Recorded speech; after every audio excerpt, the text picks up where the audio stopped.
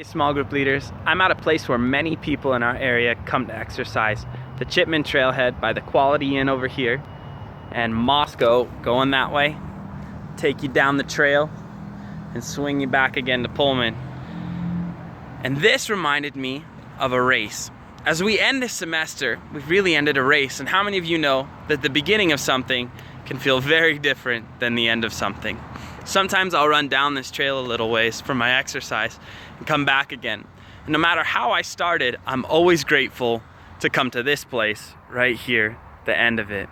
Well, here we are now at the end of a semester. Here I am now in your email inbox. And what I want to ask you with and challenge you with is this, I would like to know, how has your race gone this semester? You know, when we start a spiritual endeavor, we start with an intention. We start with a reason for beginning. And then, just like in a natural race, sometimes what we intended is not always what we ended up with. The feelings are very different. I want to take time to challenge you to evaluate that. How has the Lord grown you as a person? How has the Lord shown you successes and failures along the way?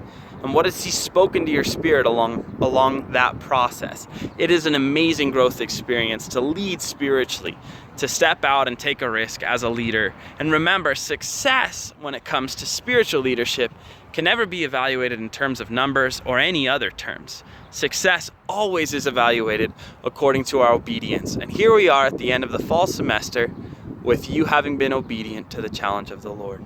Great job. I am so thankful for what you've done and the way you've led the way for our congregation and for our community. Great job. Hebrews 12 talks about the race set before us. And Jesus had a similar race. His race culminated at the cross. And along the way, He was hailed as a king and He had many triumphs. He was also buffeted by Satan and challenged in a wilderness, fasted for 40 days, tempted and tried and mocked and ridiculed on a cross. But He said, for the joy set before Him, He endured those things. What we should feel anytime we come to an evaluation process when it comes to having done something is we should feel a sense of the pleasure of the Lord for having been obedient. So as you take time to evaluate and respond to this training, I want you to make sure that you take time to feel the pleasure of the Lord. Would you describe that to me? What does the pleasure of the Lord feel like for you as you've been obedient to His leading? And second, how has the Lord grown you and challenged you? What successes and what failures have you faced?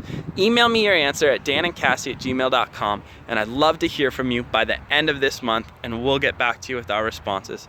Thank you again, and God bless.